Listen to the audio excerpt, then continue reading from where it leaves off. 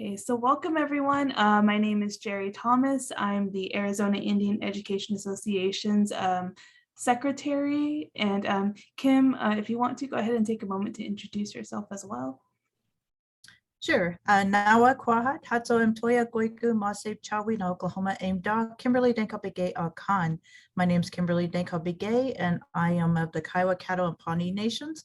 And I currently sit as the president for the Arizona Indian Education Association. Just want to say welcome and thank you for joining us for tonight's education webinar regarding our AIEA Student Scholarship. Thank you, Kim.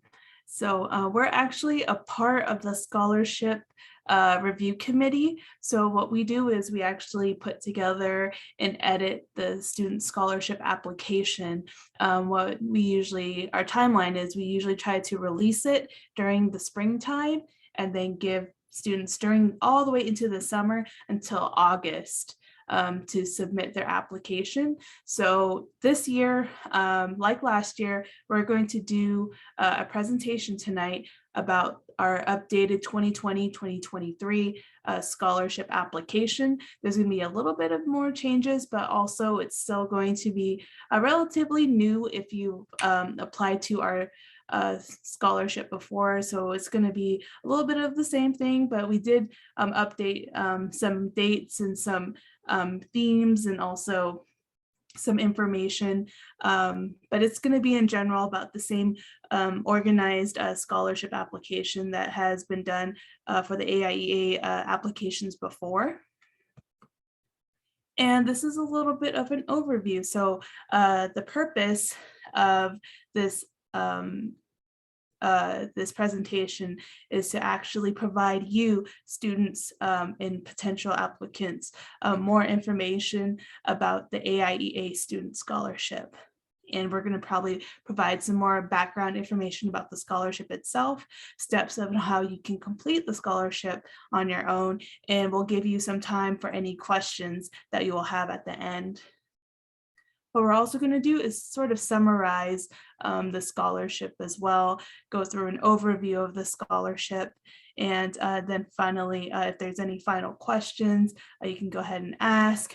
I also encourage that if you do have any questions, go ahead and ask. If you want to type it in the chat box, or if you want to go ahead and stop me, go right ahead. I know a lot of students have questions about the scholarship. I would say in comparison to other national scholarships, this scholarship is a bit smaller, but at the same time, we have been around for so many odd years here in Arizona. So a lot of applicants that we get are repeat students, meaning that they know the scholarship pretty well, they know how to navigate it, and they also continue to apply. So I will go over a little bit of more information and provide some tips and tricks on some of the information that is required for the scholarship. Basically this this presentation is just to help you as a student applicant, how you can basically apply to this scholarship in a really successful way. So hopefully you will understand what the scholarship is looking for, but also being able to complete it and get your questions answered if you are a new applicant. So this is some general information that's already on the first page of the scholarship application. We will put that updated scholarship application inside the chat box. And let's see here. So under the purpose, it just states that this scholarship will recognize American Indian students who, let's see here, who demonstrate exemplary achievement in academics, community service, leadership, and who consistently participate in cultural activities. The goal of the AIEA Student Scholarship is to promote, encourage, and support students as they develop into scholars and prepare to engage in important careers as adults. So before I kind of move ahead, I want to let the audience know that AIEA, or the Arizona Indian Education Association, is a 501c3 nonprofit. And basically, we help as a network to get educators, parents, and students engaged in Indian education in Arizona. So we do monthly meetings. We make sure to spread information about the Department of Education, about the Office of Indian Education, and then just share resources so that, if any students are experiencing any difficulties during school, K through 12, or even a higher education, we want to be able to share those resources with other students, with other parents, and other educators that might be going through the similar things as well. So this scholarship, stems from AIEA, and this scholarship again has been going on for so many years now. We made some changes for the awards a few years back. So these are the 7 award categories that you can choose from. So what you see it in red is actually the college university student awards. You have the academics award, the exemplary award, and the make a difference award. What you see in blue is the high school students awards. So that includes academics, exemplary, and make a difference also.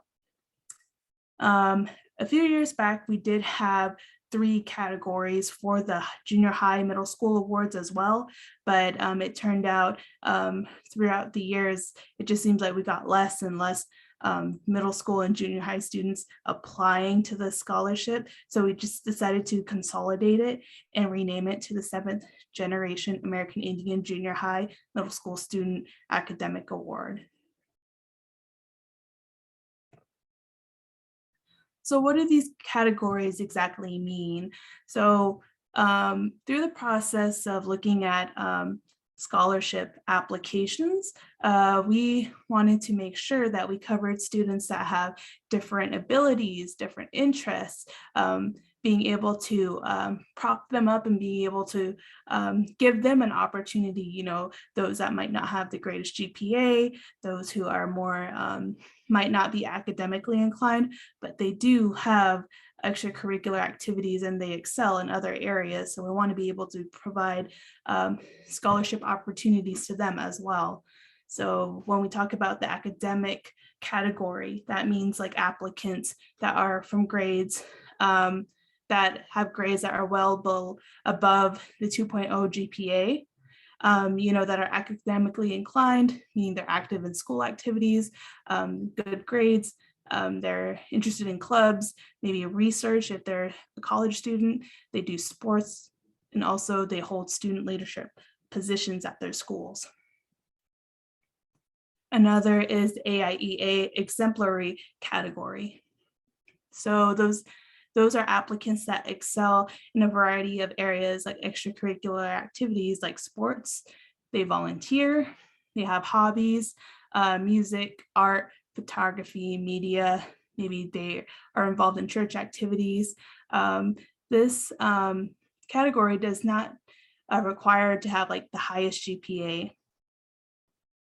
The next is the Make a Difference Award, and that would include applicants involved in their community throughout action service or other areas of enrolled tribe volunteerism. So that includes cultural activities.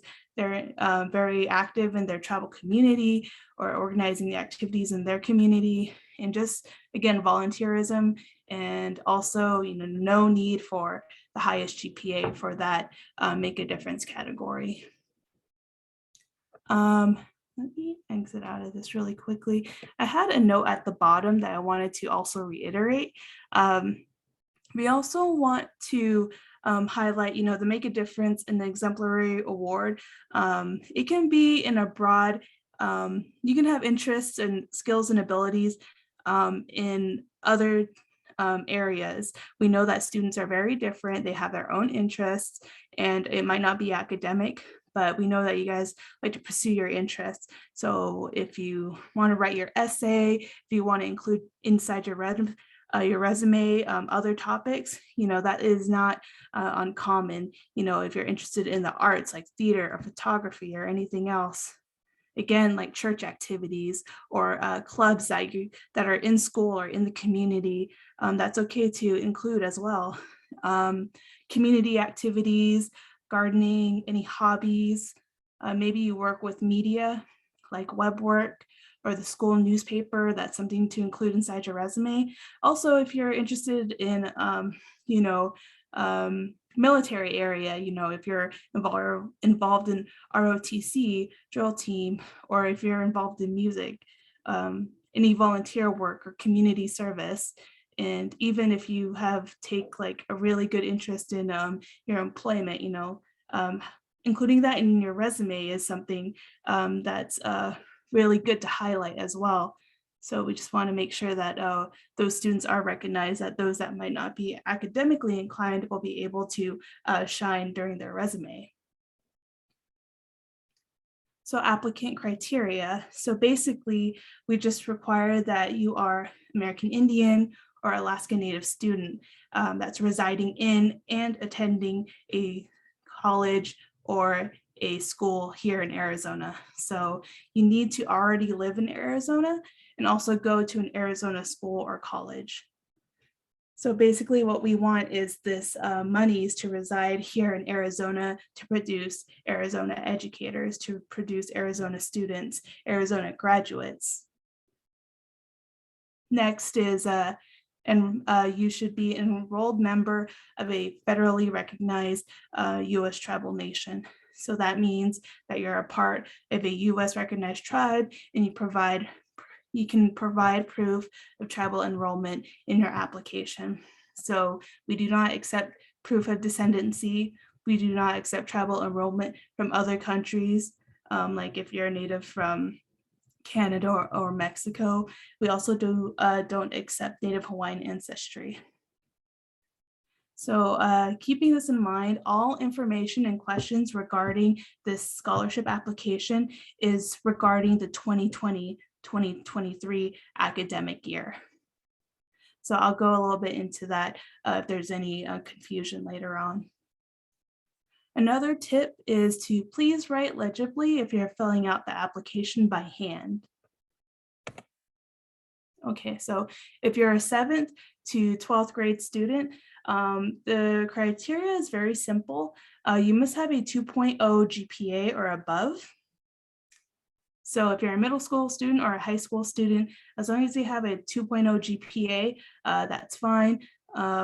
If you're enrolled in both high school and college classes in both, you are considered a high school applicant just because you are primarily a high school student. So disregard the college student enrollment verification form. We just consider you as a high school student, even if you're a part of, say, the Hoop of Learning program here in Maricopa County or some other bridge program in your district. You are a high school student to us because, you are still in high school and you might take college classes on the side, but you're still a high school student too, in our eyes. Okay, next is the undergraduate college-university student criteria. So as an undergrad student, you must be enrolled as a full-time undergraduate student with a minimum of 12 credit hours for the current semester. This means that you're also a degree-seeking student. So if you're a certificate-seeking student, we won't fund you. You must have a cumulative 2.0 GPA or above. You can things that we also consider, you can be enrolled in a community college. You can be enrolled in a tribal college, a public college or university, a private or a for-profit college or university. So we've seen applicants from Maricopa County, the community college district. We've seen those from Grand Canyon University, University of Phoenix, Dene College, Tohono O'odham Community College, ASU, U of A, NAU, and as a college student, we require you to provide an enrollment verification form. I will go into that a little bit later as we go through the application procedures.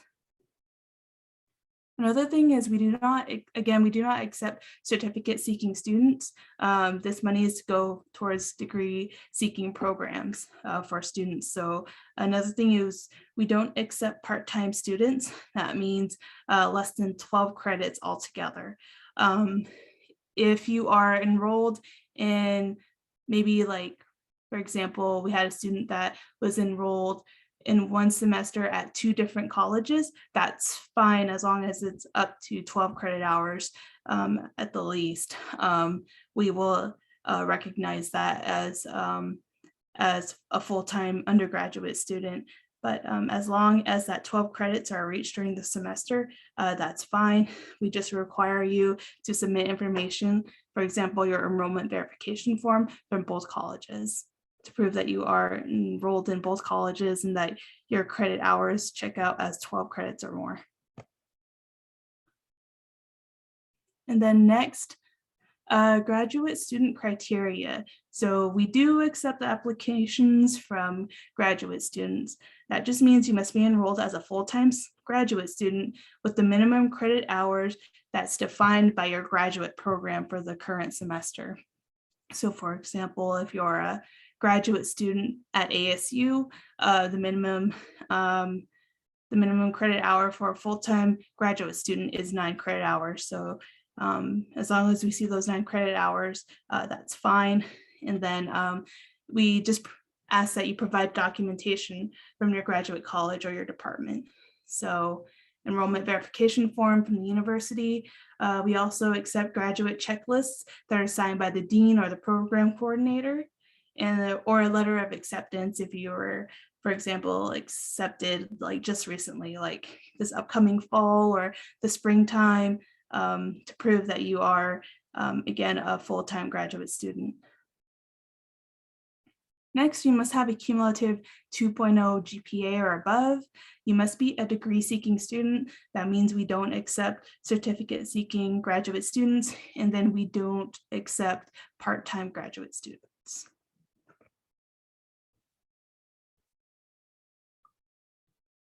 Let's see here.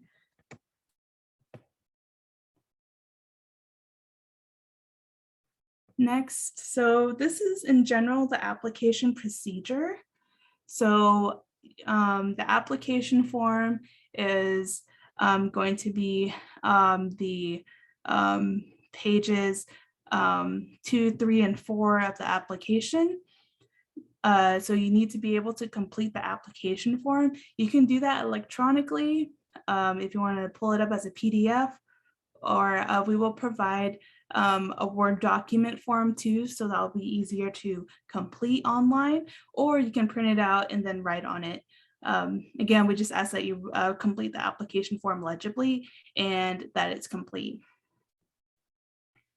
Number 2, you must submit a copy of your tribal enrollment. I'll go over that in a little bit. You also should include 2 letters of recommendation from example, a teacher, a professor, a counselor, advisor, mentor, a church leader, or a community member. You must also submit a copy of your current unofficial school transcripts. You should also submit a typed double-space essay about the theme, and then submit a resume or curriculum vitae if you're a graduate student. A resume will be fine, either or. But also college students must submit a copy of enrollment verification. So an enrollment verification form comes from the college or university, and I'll go a little bit over that later on too. We do have an optional artistic expression piece, that was implemented last year, and we're going to do it again, and I'll go over that as well. So a completed application form is what you must submit. So that includes pages 3 and 4. You must complete them completely. Basically, make sure that you check the things that you need to be checking. You need to make sure that your information is accurate and up to date, meaning you should check off your application checklist. Check one award that you are applying for. that's in the directions. Make sure to read the directions carefully. It says check off one award. We do not accept applications that check off all 3 awards for the grade level that you're in. It just says 1 award that you're going to be applying for, so that's it, just 1. And also we ask that you also please have a working email address and phone number. Next is please keep in mind all these questions are regarding the 2022-2023 school year. So when we ask what current grade level are you, that means what grade level are you for 2022 to 2023. So that means if you fill out your application form and sadly you indicate the grade level that you were just this past winter, it's not accurate information and we won't consider you for the scholarship.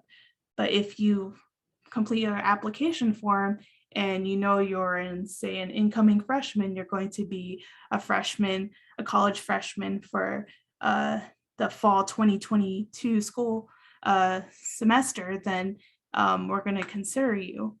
So just bear in mind that's what the questions are asking for, your most up-to-date information for the 2022 school year.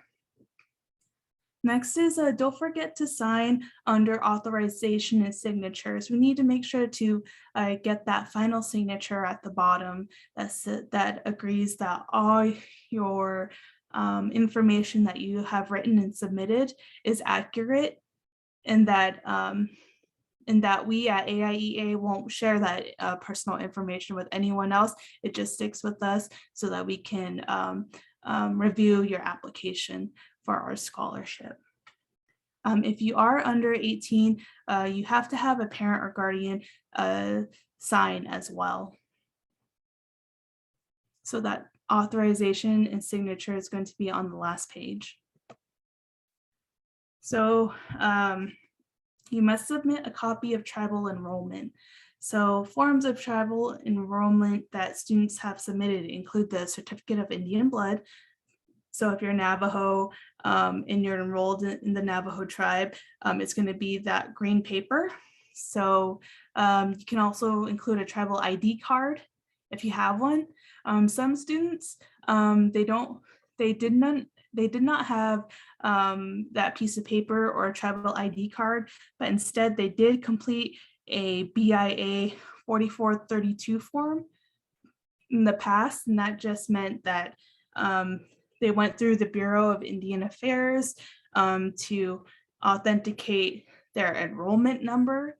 For example, for a job that was going to be a government job, like through the BIA or for IHS, and they needed to go through the BIA to authenticate their enrollment number. So if you already completed the BIA 4432 form for employment before, we can accept that as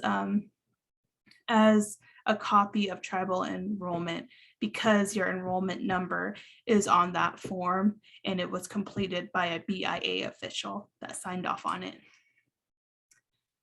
Also, we do not accept proof of descendancy. So you as an individual have to be enrolled in a tribe, a US recognized tribe.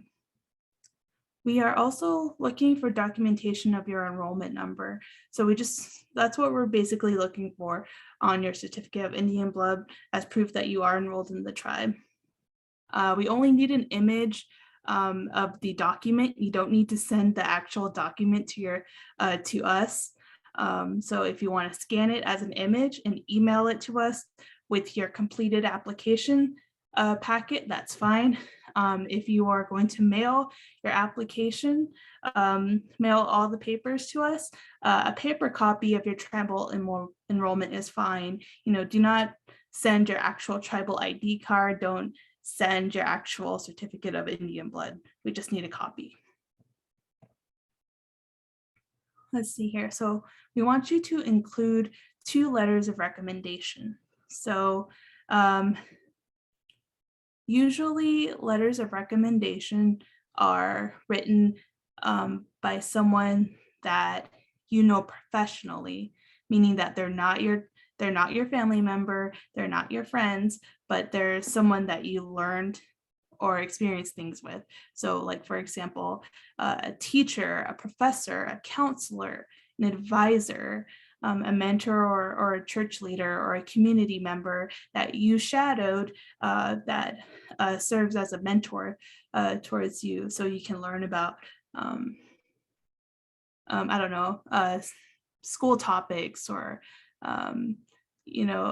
professional like school or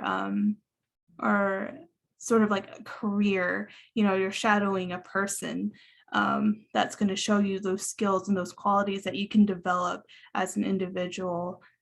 So we want the letters to include what your relationship is to your recommender. What opportunities, duties, responsibilities, or activities that you did or have under this person's mentorship. And then also we want that person to write about the skills and qualities that you possess. So basically the letter of recommendation is going to be written by that person that you ask for the letter from, and they're going to write about you in regards to your relationship with them, the responsibilities, the skills that they developed, that you developed under their tutelage. And that's basically it. But again, that's not a family member. It has to be someone that you've worked with. It has to be someone that taught you in a classroom or at a job, that you have a professional relationship with for a certain amount of time. So another tip is to take a look at our AIEA YouTube channel. We have a webinar that just passed that we did. It's already uploaded on our Arizona Indian Education Association YouTube channel. If you just go onto the search bar and you type in the Arizona Indian Education Association, how to obtain a recommendation letter webinar, it will come up. And we do have our wonderful friend and colleague, Amanda Jeremiah, who conducted the webinar and provided a lot more interesting, a lot more relatable information about writing a recommendation letter, about obtaining a recommendation letter from those. How do you ask about that as a high school student, or how do you ask someone for a recommendation letter as a college student? So she was able to cover all that a lot better.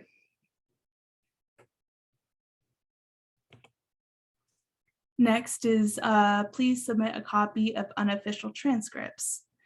So we ask that the unofficial copy of your transcripts just need to be their most recent transcripts and it reflects your cumulative GPA. So for example, if you're a high school freshman, it means just submit your transcripts from your previous middle school. Now, if you're a college freshman, you should submit transcripts from your previous high school, so it shows your graduation date. Let's see, other tips. Transcripts should be from your last semester of enrollment and reflect a recent print date, meaning that the print off date that you printed off your transcripts from is very recent, like during this summer. So we can see that you put this together, this application together very recently for this school year. Another is unofficial transcripts from your student portal is acceptable. We know that these colleges and universities require you to have a student portal. It just makes services a lot easier. So we do accept unofficial transcripts printed off from your student portal. So that's okay. It just needs to make sure to reflect your cumulative GPA and then the print date. Does anyone have any questions so far? No. Okay. Thank you. Okay, so this is going to be a little bit more of the nitty gritty. So submit a typed double-spaced essay. So our essays should be no longer than 2 pages, 11 or 12-point font, double spaced again. It needs to refer to the theme. So this year's theme is breaking barriers to emerge.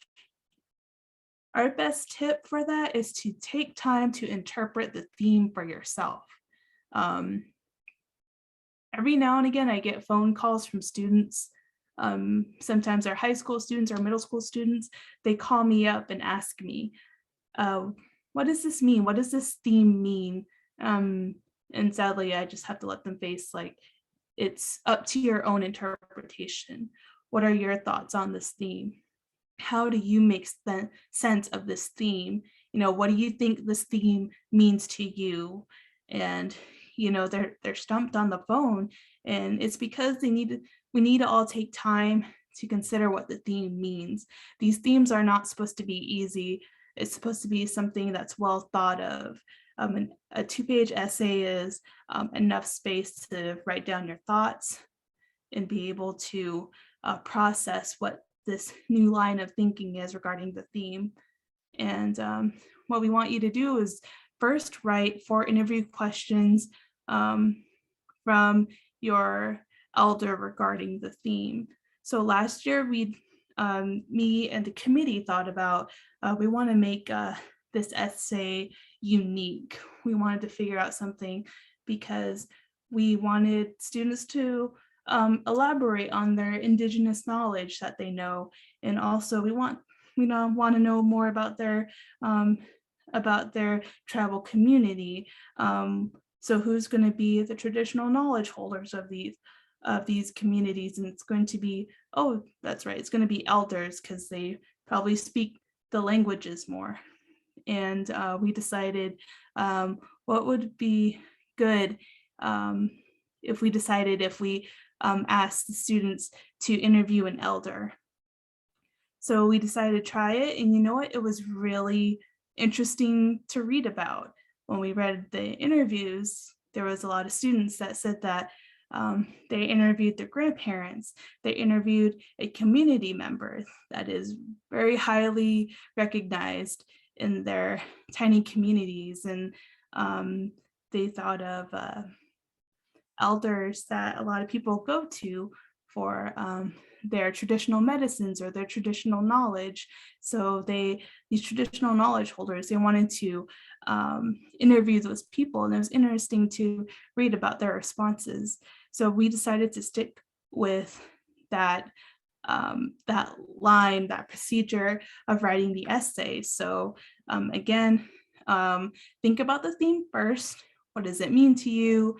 All these other questions regarding the theme, and then write 4 interview questions for your elder regarding the theme. So think about your own questions that you want to ask them. Next is interview your elder using your 4 questions. One of the questions that we want you to ask them is if they can teach you a word in their language for emergence. And then lastly, write an essay about the importance of the theme. Include your interview, include your questions and the answers that they gave you. How some students formatted it was they did the first 2 pages of their written essay. So, and then the last page, which is the 3rd page, they included the list of questions. So it was actually very interesting to read about and to review as a committee. So that's sort of the easiest way we can describe the essay portion to you. But again, this essay isn't supposed to be done over, over 1 hour. It's supposed to be something that is well thought of, that's going to be a process. It's supposed to be sort of like a journey, like a learning task for you to learn about your community, to learn about Indigenous cultures, to learn about something that you didn't know before. And so these themes that we think of is supposed to help you think deeper and think more about your community and your culture. So that's something interesting to read every year. So again, tips. We want you to take notes during your interview. It will just make it easier, the writing process to be easier, to recall information, to recall feelings about the interview that you did. But also give yourself plenty of time to interview that elder, and then give yourself more time to write your essay. Another thing is, especially if you're a high school student or if you're a middle school student, please have someone else review your essay for grammar and organization. Even if you're a college student, go ahead and take it to a professor. If you're a middle school or high school student, a parent, a teacher, a writing tutor, or a classmate, get their feedback, and then it'll just help you become a stronger writer as you're thinking about, college, or if you are in college, being able to help organize your thoughts better. We do have a webinar actually. So again, if you want to go to our YouTube channel, we have a webinar up. It's called How to Write a Personal Statement. Again, Amanda Jeremiah, she held this webinar for us as a series to help students write about a personal statement that most likely you'll be using those tips and information on how to write a personal statement for other scholarships. So that's something, yes, thank you, Kim, for including that YouTube channel link. So those are our biggest tips about the essay. Does anyone have any questions about the essay portion? No. Okay, thank you. Okay, moving forward. Okay, so submit a resume. So what we want you to do is submit an updated resume. We want you to include important information such as education and career objective. Include, an objective in one sentence. We want to see the timeline of your education if you went to high school, or you went from middle school, the school that you're attending. If you're a college student, what degree are you pursuing? Are you a graduate student? What other degrees you also have? If you have something interesting like certificates. Another is awards. Have you received any awards or scholarships, or maybe a sports award, or something that that can document, your achievements. Also, if you held any student government or leadership positions, we want to see that on your resume as well. Extracurricular activities, like any interests or hobbies that you pursue, like clubs or sports, community organizations. Also, if you have any job experience, or even if you have internship experience. Another is volunteer experience. We do have a few webinars that goes more into that as well. One webinar is how to write a resume and cover letter. That's also on our YouTube channel. Another webinar session that we did was how to look for cultural and volunteer opportunities. That's also another webinar that was to help our high school and college students, and just students in general, how to find these volunteer opportunities and these cultural or community opportunities that might be there with their tribe as well, to be able to expand their resume. Another tip is, if you're a graduate student, we accept your CV, your curriculum vitae. We accept those. So if that's just basically a longer version of a resume, but that's usually for graduate students who did a lot of research. They probably received grants, awards, partnerships, like a long list over the years of the the research opportunities that they received. And so yes, so as graduate students, we do accept CVs in place of resumes.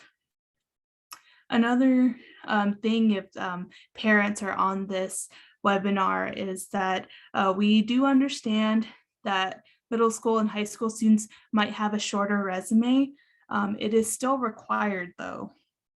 So, if you're a parent or if you're an educator, go ahead and help your student write a resume. It's really easy to Google a resume format. Even if you use like the Word app or the Word program, they do have resume formats that you can just enter in the information.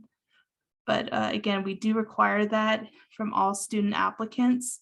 Again, we understand that middle school and high school students are going to have a shorter resume, but again, that we still require that.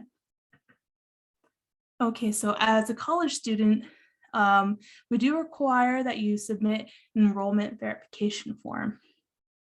So this document must be from your college or university, meaning that you submitted a enrollment verification request to your college or university, and then they got back to you with the actual document, meaning the actual form. So this is usually done through the registrar or the enrollment offices. It might be called something else. ASU has an online service where you can submit your enrollment verification request online through your My ASU account through the University Registrar Services, and they email the document back to you. I know as a former ASU student too, you can go to the Registrar Services office and they can give it to you, or they'll mail it to you as an official document. U of A, they use the Office of the Registrar. You just go through your U Access Student Center online. For NAU, you can also submit the request online through your LUI account through the Office of the Registrar. But again, if you're not enrolled into these universities, I'm sure your college has their own enrollment office that you can get an enrollment verification request going and then receive that form. My best tip is to please give yourself time to collect all these documents way before the deadline. It's really hard to try to get your enrollment verification on the same day that you put in the request, especially if you're trying to meet the deadline that's going to be on the day of. And, we don't want to have you rushing, or, we don't really have like, extensions of the deadline. So basically, we use this document to show that it's proof of your enrollment in your degree status, meaning that you're a full-time student. Just letting you know, class schedules are not accepted as enrollment verification. We need to see that you are enrolled at the college or university that you're enrolled in, and that you're at the full-time status. Okay, so does anyone have any questions about the enrollment verification form? No. Okay. So an optional art piece. Basically, this optional art piece adds an extra few points to your application. Basically, you would create a piece of artistic expression, creative expression, or performative art piece that can go towards your final score towards the application process. So the optional art piece can be submitted as a photo, an image, or a video. So a photo, if, for example, you want to submit the optional art piece as a photo, like taking a picture, for example, of the piece of jewelry that you made, so you don't have to submit it. if you submit the photo on in the mail, or if you're going to email your whole application packet, just attach the image to it, or attach the video if it's a video media. So the reason why we include this is because we are having an AIEA event that's coming up, and we are accepting donated art pieces. So if you're interested in donating the art piece that you're going to be using as your optional artistic piece, we at AIEA would like donations for our upcoming 2022 AIEA Educators Awards Celebrations silent auction. So that event is basically AIEA raises money for Arizona teachers that teach American Indian students, K through 12 and higher ed in like college teachers. So basically the silent auction is a part of that event where we raise money for that fund that we put aside to help those that are wanting to become teachers later on, so American Indian teachers. So basically, for example, I donated 2 beaded earrings to our last year's Educator Award celebration for the silent auction to help raise money. So our goal is, if you're interested in donating the art piece, please let us know. Another thing is to submit a digital copy of your art piece by email with your application. If you're going to do a video, it has to be, it can be no longer than 3 minutes. Examples of donations included jewelry, clothing, painting, and pottery. Examples of submitted mediums from last year's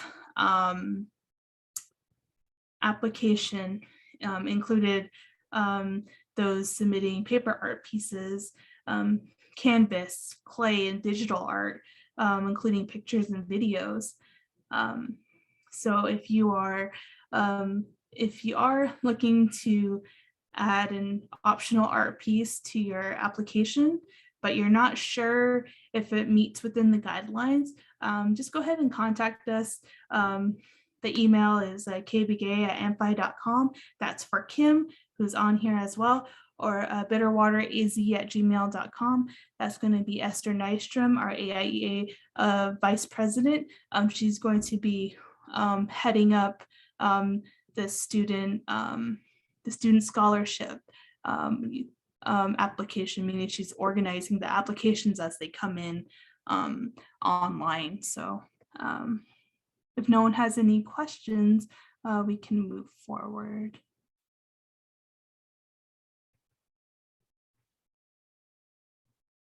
Okay, so we're coming towards the end of the presentation. I will leave some time if there's any final questions about the application, but what we ask is that completed applications can be submitted either email or by mail. You can look at page 4 to see the exact information. So if you're going to mail it, page 4 is where the address is and where to add the CO, the name of who you're going to send it to. It's going to be going to the ITCA office. Another is if you're going to email your application packet, it's going to be going to the AIEA email itself. And then another thing is to please include all of your materials in order as listed on the checklist. So the checklist is on page 2, and it's literally a checklist. Just check off everything that you have all together, and please organize it in order. So it'll just go a lot faster for us. It's going to be more orderly, and we'll be able to get it into the hands of the reviewers quickly so that they can review it. Another is double check your application to make sure everything is filled out accurately and legibly. So during the past year, some students, because we have so many applications that come in during the summer, meaning that, let's see, last year and the year before, we had the exact same number of applicants, 43 applicants. And some of the applications, they came all in one day. They came in during that deadline that day, and we couldn't get to them in time, to those people that had incomplete applications. They forgot to add a signature. They forgot to check off which award they were applying for.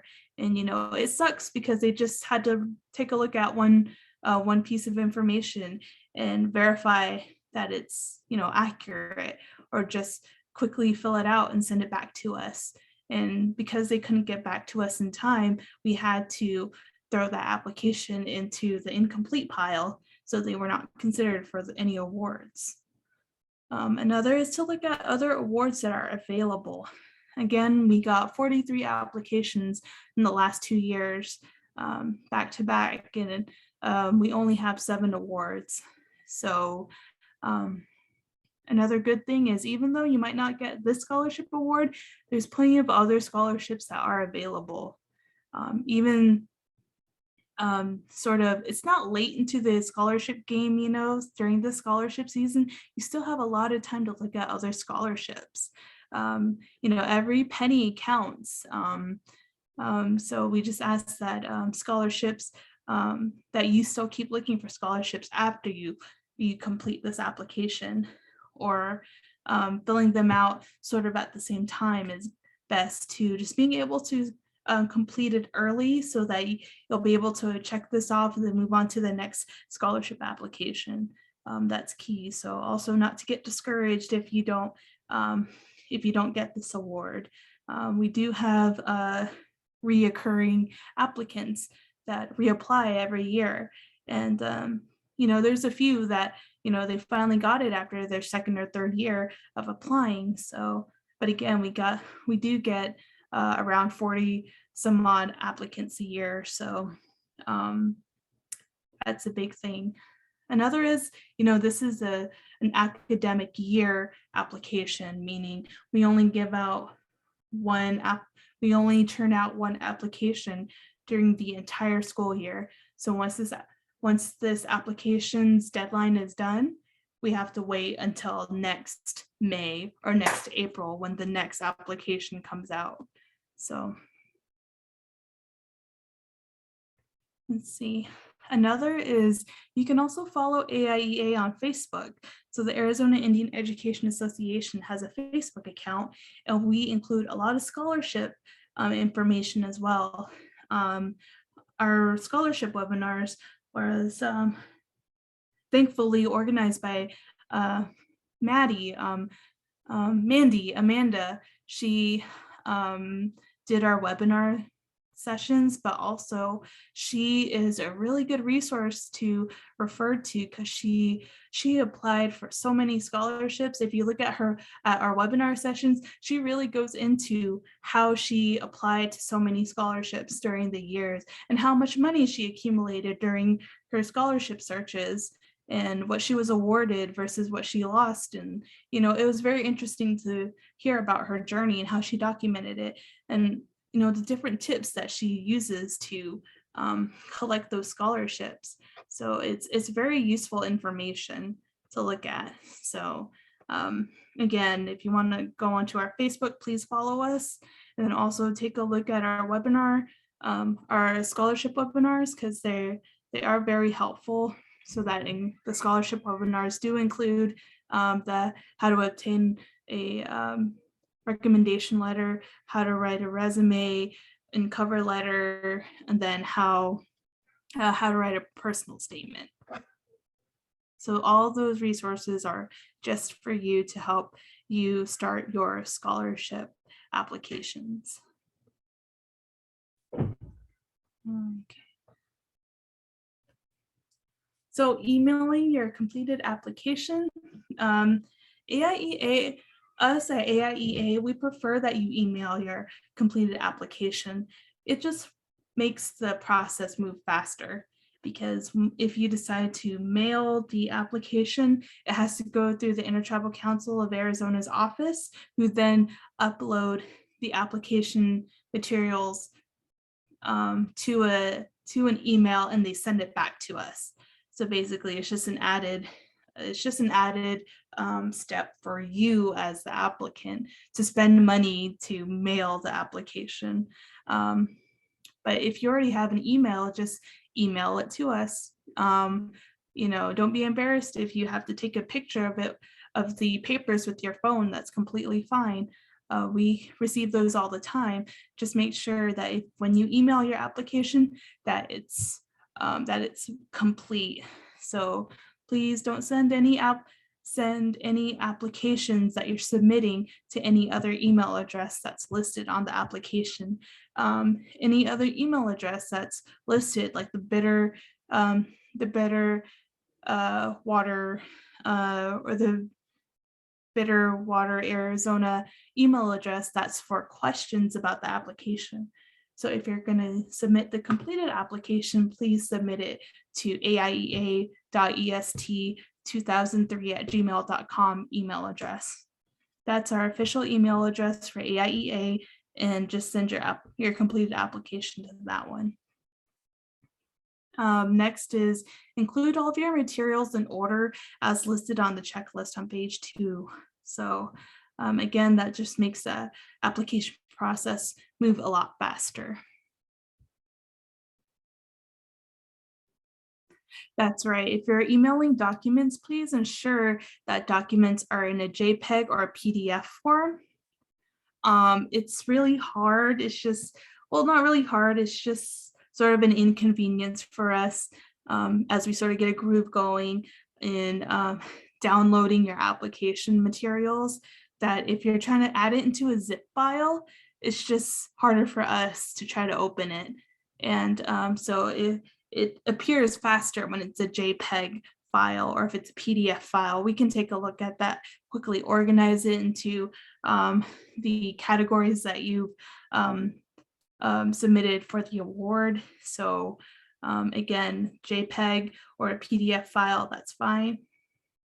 And next is also in the email, please include your name and attach the complete application to the email address. Sometimes we get emails that don't even have a name. It just has the email address, and no title to the email, and no message in the email there. It's best to say, hello, my name is this name, and this is my completed application for this scholarship, and include your scholarship application materials uploaded onto the email, and include your phone number, just in case we have any questions about your application. If you submit your application early and we catch something, maybe it's you forgot to answer a question or check off a box or something, or if you just are missing, like maybe a resume or a letter of recommendation, well, we can get back to you sooner if you submitted your application early. So yeah, we do take the time to look at your application. Another tip that I just thought of too, regarding your letter of recommendation, please give your recommender, the person that you're going to ask for the letter from, please give them enough time to write your letter. I don't like the idea of students that try to ask for a letter of recommendation like 2 days before the deadline. That just puts added pressure on your recommender to write a letter fast, just for you to meet a deadline. Give them time. Sometimes, for example, you might have an elderly professor that might forget your dates. So being able to have a good relationship with your recommender means that you'll be able to have an easier time to check in with the recommender, asking them, one, hey, can you write a letter of recommendation for me for the scholarship? And then two, ask them again, hey, I'm just following up on our recommendation letter. If there's any questions that you have for me, let me know. Three, maybe give them some information that you might want them to know about that they don't know about you already. Like maybe giving them your resume so that they can see that outside of their course, outside of their class, you do these other things on campus or other things off campus that you want them to know about, then that shows your skills and qualities and responsibilities as a student. So basically, for your letter of recommendation, please give them time to write your letter, a really good letter, and then also making sure that those materials are included in your packet when you email them. So again, include your name and attach your completed application materials to the email message.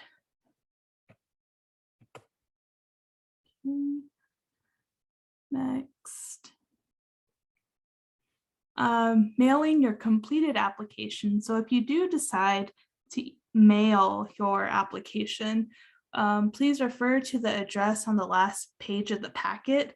It's going to be the mailing address to the Intertribal Council of Arizona. Just make sure to add a C-O AIEA Scholarship. So when the office receives your application, they'll know that it's for the scholarship. And then they'll scan it and send it to us by email so we can see your application materials and organize it the way we do so that we can review it as soon as we can. So again, make sure all the application materials are in order and included inside the envelope.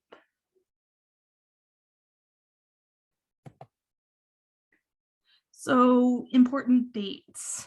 The official deadline to submit your completed application is Friday, August 5th, 2022. Now that sounds like it's far off, but it's not really. It flies by really quickly during the summer. We know you guys have a lot of probably responsibilities or a lot of time during the summer to maybe relax, or you might pick up another class or something, but that time does kind of slip by. So giving yourself some time to plan out what you're going to write, plan out your interviews, plan out your applications, plan out any sort of enrollment verification requests. That's going to be key to being able to get your application sooner to us. So again, just make sure that these that these important dates are listed on your calendar when applying to this scholarship. So when we say the deadline is Friday, August 5th, it means it must be received by AIEA's email or must be received by email before or on August 5th. Or it has to be mailed and received by ITCA's office on August 5th or before August 5th. So any mail or any email that is received after August 5th, even if it's like a minute late, we consider that, we do consider that late and you won't be considered for the scholarship. It's very rare if students submit their applications a minute late after midnight on August 5th, but we do get applications that come in a day later. They try to submit their applications after the deadline a few days later, and we just let them know, hey, we can't accept that, it's late, there was a deadline and sadly it wasn't met, but go ahead and try to apply for next year's. Another is the notification deadline. Notification deadline is Friday, August 12th. So us as the committee, we're going to review the scholarship applications for a full week, and then send out email notifications to all the applicants. And whether you're denied or you're awarded, they will be sent out that day. So we do have sort of a mass email that's going to be sent for denial letters, and there's going to be personalized emails sent for awards. So during that day, Friday, August 12th, if you apply, please make sure to check your email that day. So you might be awarded on that day, and we need to be able to keep that line of communication open through email. Sometimes if we don't get to you in the month of August, meaning that you didn't reply to the email, please make sure to check your spam folder. Sometimes our emails get caught up in the spam folder, and you might miss that award. So we'll try to call you also if your phone works still. So we're going to try to keep those two line of communications open. And also, don't be afraid to reach out if you get denied the award. Some students, they ask about their application, like, was it a strong application? Was there anything I could have done better? Was there anything that was missing? We'll be able to get back to you sincerely about what your application looked like to us. Scholarship recognition ceremony. So this scholarship recognition ceremony we started a few years back. We wanted to make sure that we recognized our scholarship awardees during our monthly general meetings at AIEA. But because of the pandemic, these last few years, we've just been doing virtual meetings on Zoom. So this year, we're going to do a Zoom meeting again, and it's going to be on Friday, November 18th. So this gives us enough time to organize the ceremony and then ask a little bit of information from you guys that get awarded.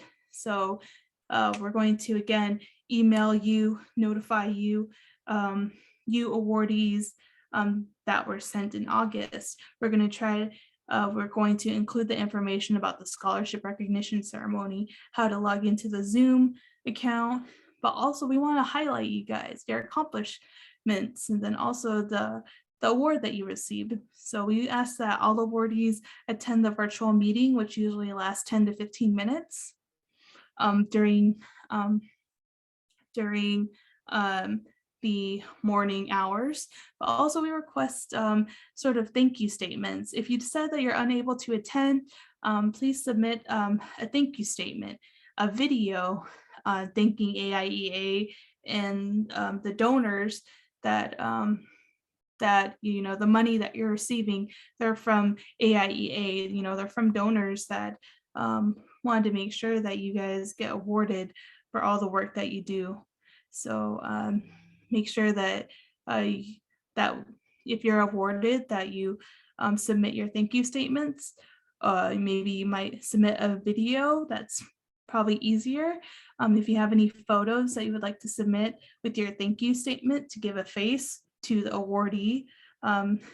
So the donors and then our AIEA members can see who's receiving our awards. That's a good thing.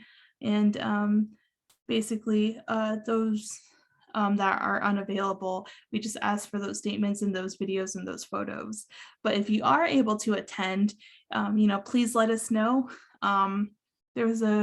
Last year there was a student, she didn't submit a video, she didn't submit a statement or a photo. She was present for the meeting, and she gave her statement quote unquote in person at the virtual meeting, and she wanted to let AIEA know how grateful she was for her award.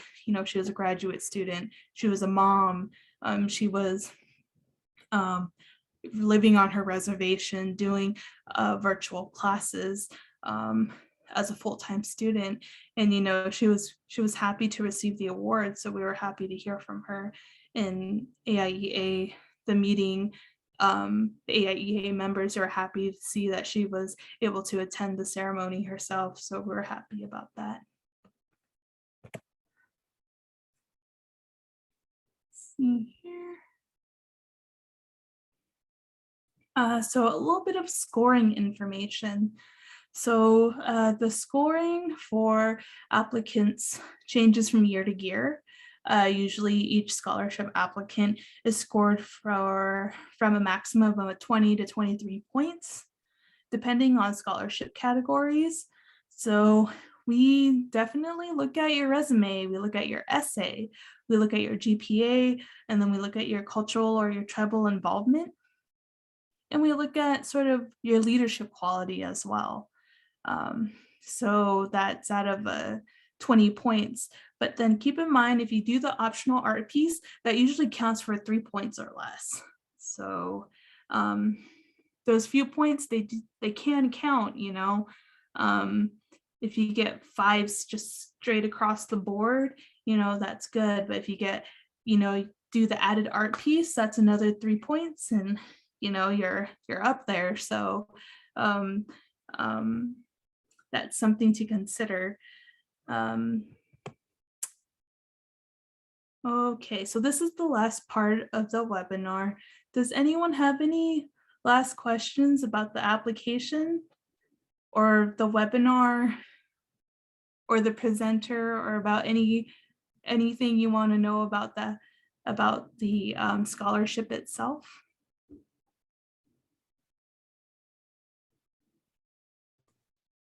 I guess I have a kind of a strange question.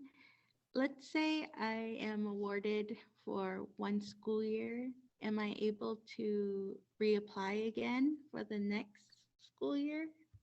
Yes, definitely. So this the application only applies to 1 school year. So you would just have to wait until the next school year to reapply again. And yeah, we do have a lot of common applicants that reapply. So that's definitely encouraged. Okay, so I was just worried like it was a one-time thing, like once you get it, then you're done. Oh, no. This is like a yearly scholarship. We're happy to accept reapplicants. Okay.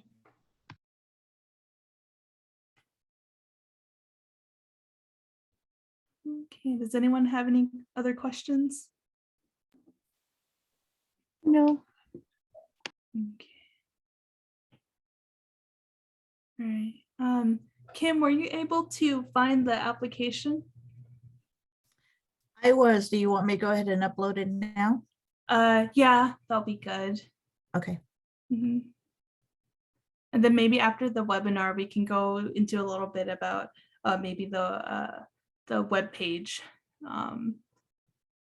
release of the application. So yes, all of you that are on the webinar right now, go ahead and download the application, so you'll really get to see what the application looks like. Actually, let me stop the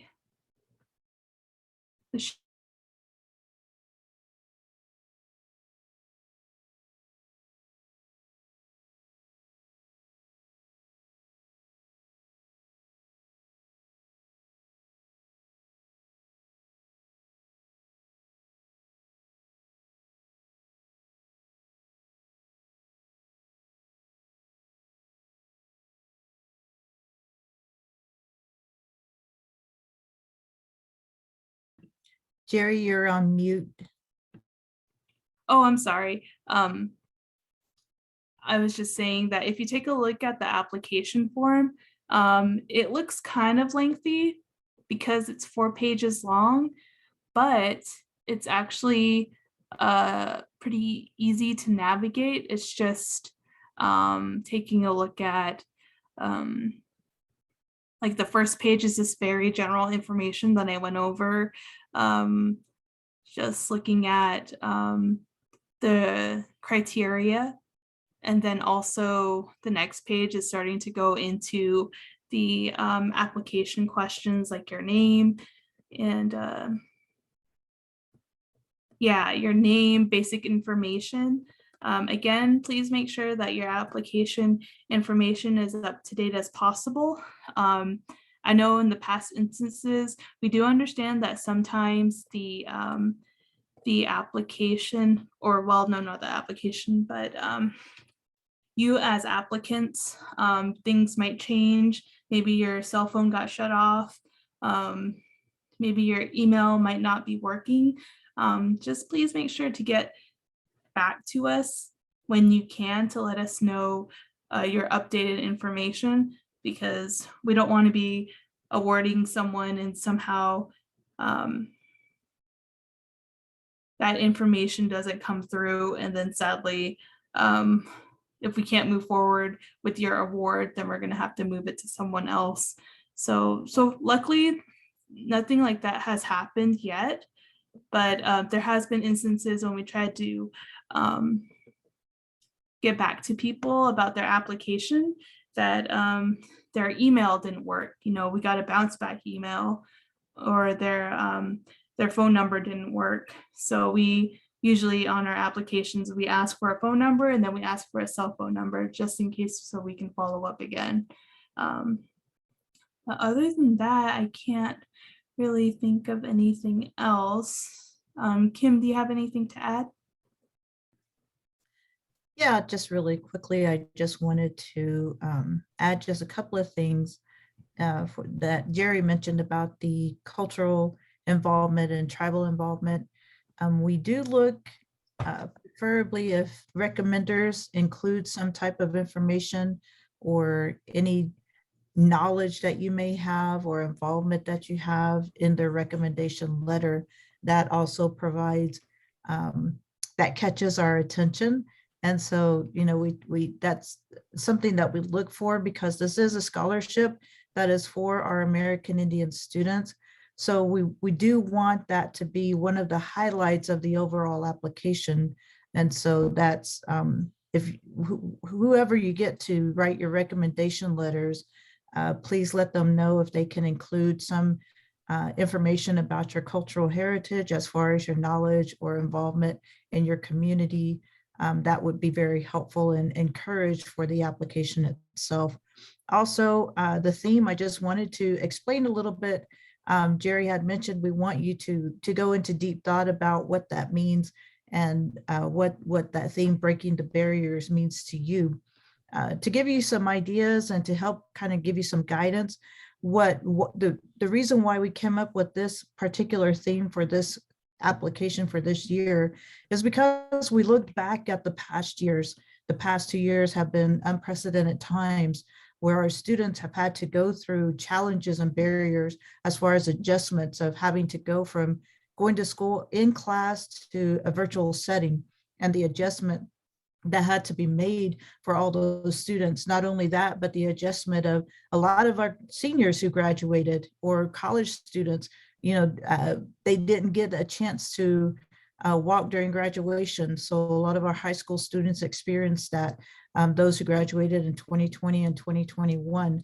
And so, you know, we look at those students now, we're seeing they're in college, still continuing to make a difference, still continuing their education. So they broke down these barriers in a way that they face these challenges and overcame these challenges. So that's the theme that we're really looking at in this particular words that we're seeking. So in order to overcome, you had to emerge into something better, or you emerged into a new space or a new place, a new mindset. And so that's where the theme is coming from, of how our committee came up with the theme for this particular application. So breaking the barriers to emerge, that's what we're talking about. You had to overcome these challenges. You had to overcome all these obstacles in order to emerge and move forward in your educational journeys. And so when you talk to the elders, think in those terms, you know, ask them, what does emergence mean in your language? Is there a term that you have that identifies or describes that term, emergence? And then write about it. You know, use your own thoughts and pull from the interviews and the stories that you heard from your elders that you're interviewing, and your own thoughts, you know, put that into your essay and the way you write your essay. But as Jerri mentioned, we do look, we are educators, so we do look at grammar and, you know, and punctuation, you know, all the English things. And that we look for in a good essay. So be sure to have somebody review your essay before you submit that. And so I just wanted to add that little bit into, in addition to what Jerri had already mentioned previously. So thank you, Jerri. Thank you, Kim. All right, does anyone have any last or final questions or comments before we end this session? No. Okay. Melinda, do you have any last questions? Nope, I think I'm all good. All right. Well, thank you, you two, for coming online for this webinar. You know, we thank you for your participation and we hope to take a look at your applications. And if you have any questions, please let us know. And we wish you the best of luck. And we thank you and have a good night. Thank you. Good night. Thank you, you too. Thank you for joining us.